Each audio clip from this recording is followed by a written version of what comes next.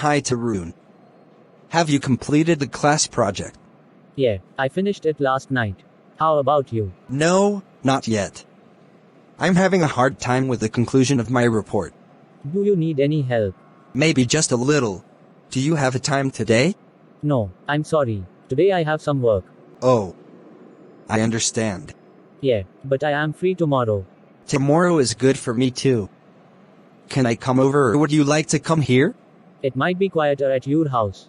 My brother is going to have a friend over and they can be very noisy. Okay. Then let's meet at my house. Sounds good. What time should I come over? How about 6 p.m.? I can make you dinner. Really, I'd love to come for dinner. What's your favorite dish? Make anything you like. Okay. I will be there tomorrow at 6 p.m. Okay, bye. See you tomorrow. Bye. See you.